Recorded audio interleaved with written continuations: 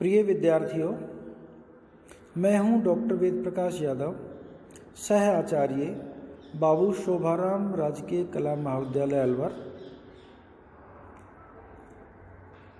आज का व्याख्यान मैंने बीए पार्ट प्रथम के विद्यार्थियों के लिए तैयार किया है।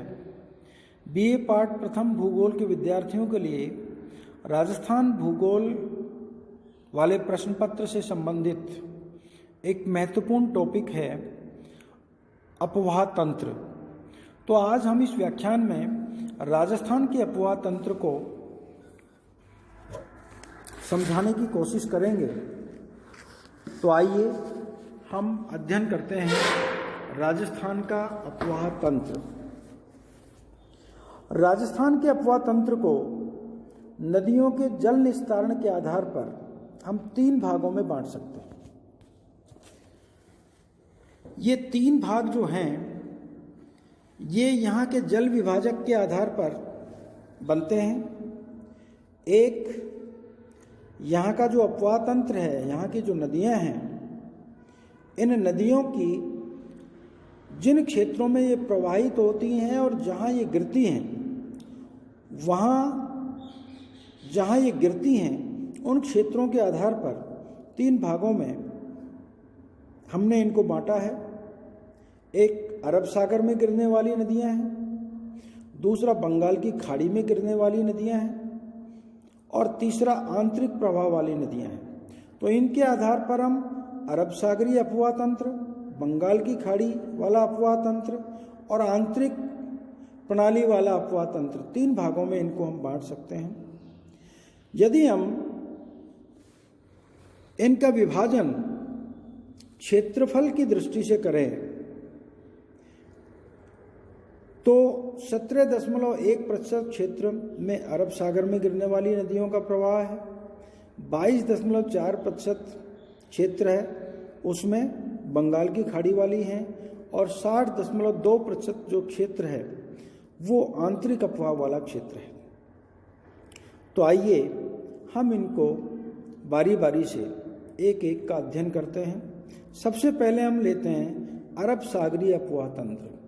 अरब सागरीय अपवाह तंत्र का मायना है कि जिस क्षेत्र की नदियां अपना जल लेकर के अरब सागर में गिरती हैं, उस क्षेत्र से संबंधित जो अपवाह तंत्र है उसे हम अरब सागरीय अपवाह तंत्र के नाम से जानते हैं। इनमें सबसे महत्वपूर्ण जो नदी है वो है लूनी नदी। तो इसकी लूनी नदी एक महत्वपूर्ण नदी है। इसके अलावा जवाई है, माही है, सोम है, सोम के साथ साथ फिर जाखम है, पश्चिमी बनास नदी है, साबरमती है। ये अनेक नदियां हैं जो इस अरब सागरीय अपवाह तंत्र का हिस्सा हैं। लूनी नदी की जहाँ तक बात है, ये लूनी नदी का उद्गम अजमेर की नाग पहाड़ियों से है। अजमेर के आना सागर से होकर के लगभग 32 किलोमीटर की दूरी पर ये नदी बहती है और जोधपुर, बाड़मेर और जालौर आदि अर्धशुष्क क्षेत्रों में ये जाती है, वहाँ से गुजरती है। इसकी कुल लंबाई 330 किलोमीटर है। लूनी का जो अपवाह क्षेत्र है लगभग 34,866.4 वर्ग किलोमीटर है। लूनी का उद्गम स्थल पर इसका जो नाम है वो सागरमती, गोविंदगढ़ के पास जब ये इसको पार कर लेती है, इसके बाद इसमें सरस्वती मिल जाती है और ये लूनी इस तरह से आगे बढ़ जाती है। लूनी में जो अन्य नदियां जो समाती हैं, इनमें छोटी छोटी जलधाराएं मीठड़ी, लीलड़ी, गुहिया, बांडी, सूकड़ी, जवाई, सागाई इत्यादि नदियां हैं। जोजरी अरावली पर्वतमाला से नहीं निकलती है लूनी की सहायक नदी, बाकी सब अरावली से निकलने वाली नदियां हैं। तो ये महत्वपूर्ण नदियां हैं और ये अंततः जो लूनी नदी है वो अरब सागर में मिल जाती है। इसी तरीके से दूसरी नदी महत्वपूर्ण है जवाई नदी। यह लूनी की सबसे लंबी सहायक नदी है जो जवाई गोरिया गांव पाली से निकलती है और जो पाली का जो गांव है गोरिया, जवाई गोरिया, वहाँ से निकलती है और जालोर और बाड़मेर जिलों में बहती है। बाड़मेर के गांधाव गांव के पास ये लूनी नदी में मिल जाती है। इसी प्रकार से एक माही नदी है जो मध्य प्रदेश राज्य के विंध्याचल पर्वत से निकलती है और वहाँ से जल लेकर के उत्तर की ओर बहने के बाद ये खांदू के निकट राजस्थान में आकर के बांसवाड़ा जिले में खांदू स्थान पर प्रवेश कर जाती है और फिर ये यू टर्न लेती है और गुजरात में प्रवेश करके 576 किलोमीटर की दूरी तय करने के बाद ये खंभात की खाड़ी में गिर जाती है।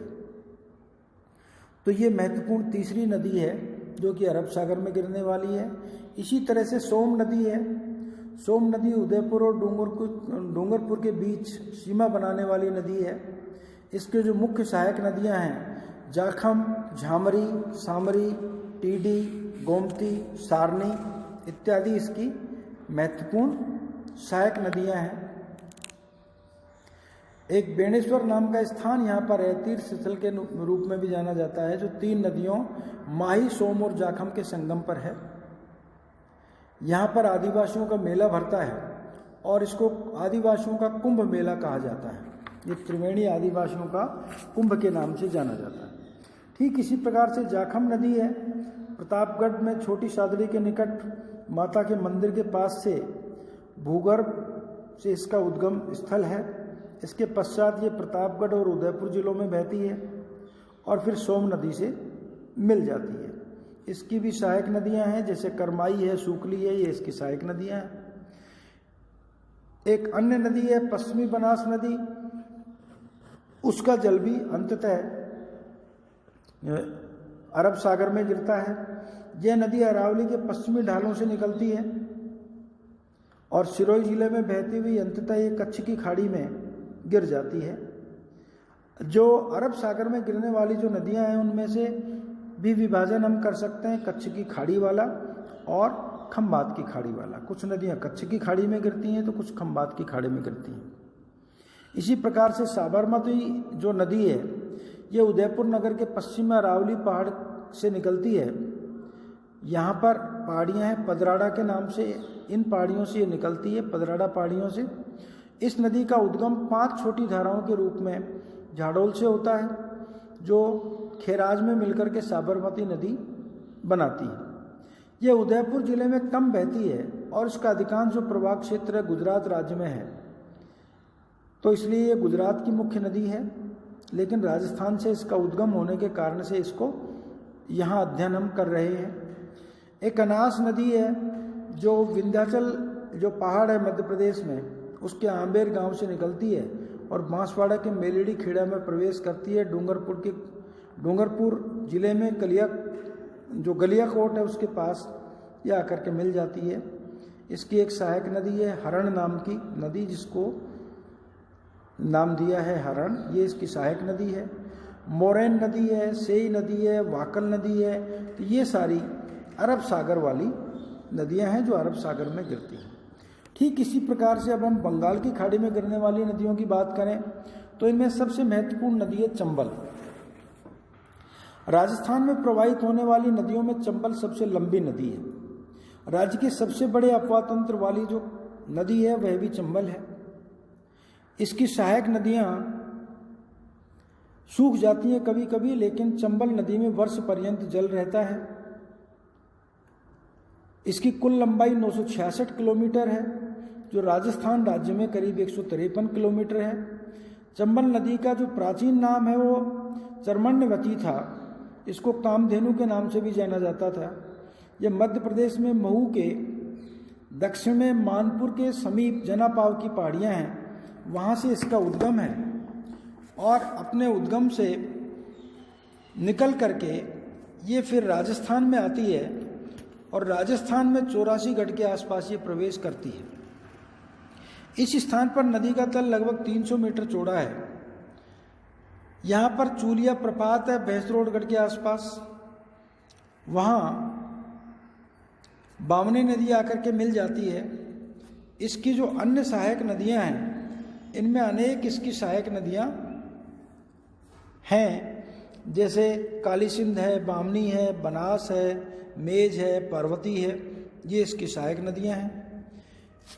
इस चंबल नदी पर गांधी सागर, जवाहर सागर, राणा प्रताप सागर और कोटा बैराज नाम से बांध बनाए गए हैं, जो सिंचाई और जल विद्युत की सुविधा की दृष्टि से बहुत ही महत्वपूर्ण हैं। राजस्थान के बड़े हिस्से को यहाँ से जल विद्युत की आपूर्ति होती है और साथ में ही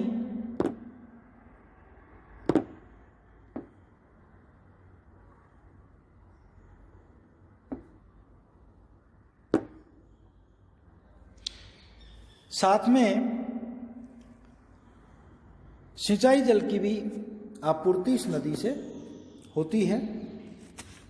वर्तमान में चंबल नदी में क्षेत्र में अन्य कई कार्यक्रम चलाए जा रहे हैं, जैसे कंदरा सुधार कार्यक्रम यहाँ पर क्रियान्वित किया जा रहा है, जिसके कारण से इसकी कंदराएं जब सुधर जाएंगी तो इस क्षेत्र का अधिक विकास हो पाएगा। ठीक इसी प्रकार से बनास नदी है, वन की आशा के नाम से जानी जाती है। इसे वाशिष्ठी नदी भी कहा जाता है। यह नदी कुंभलगढ़ दुर्ग से लगभग 5 किलोमीटर पूर्व अरावली की जो पहाड़ियाँ हैं, वहाँ पर खमनोर पहाड़ियाँ हैं, स्थानीय नाम उनका खमनोर है, वहाँ से निकलती है। ये बनास जो नदी है, ये राज्य में पूर्णतः बहने वाली 480 किलोमीटर सबसे लंबी नदी है। सर्वाधिक जल ग्रहण क्षेत्र इसका है। इसके बाद बेडस नदी आती है, जो बनास की सहायक नदी है। इसका उद्गम भी उदयपुर शहर के निकट है, गोगुंदा की पहाड़ियों से है। इसका जल भी मिल जाता है इसमें और फिर ये बंगाल की खाड़ी में गिर जाता है। कोठारी नदी बनास की मुख्य सहायक नदी है। उत्तर में दिवेर नामक जो स्थान है राजसमंद जिले में, वहाँ से ये आती है, उद्गम है इसका। इसी तरह से पार्वती नदी है। पार्वती नदी भी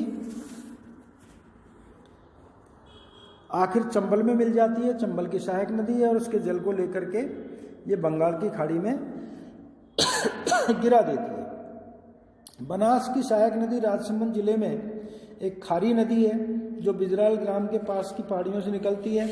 वह भी अपना जल बनास में मिला देती है और बनास अंततः चंबल में मिलती है और चंबल बंगाल की खाड़ी में गिर जाती है। काली सिंध नदी, गंभीरी नदी, कुराल नदी, आहू नदी, परवन, ये अनेक नदियां हैं।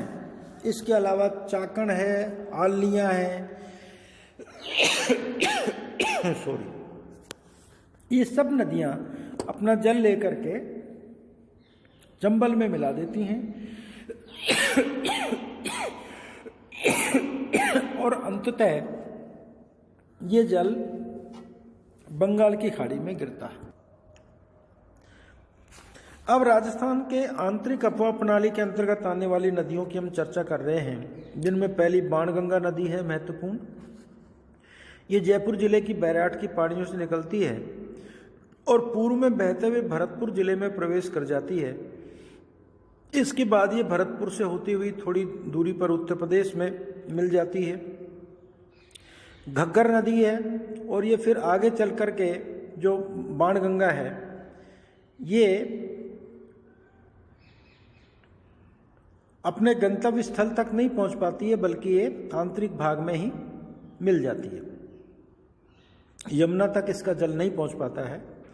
फिर घग्गर नदी है। घग्गर नदी है ये हिमालय की शिवालिक पहाड़ियों से शिमला के पास कालका की पहाड़ियों से निकलती है और अंबाला, पटियाला और हिसार जिलों में प्रवाहित होती हुई राजस्थान के हनुमानगढ़ जिले में टिब्बी नामक स्थान की उत्तर पूर्व दिशा में प्रवेश करती है।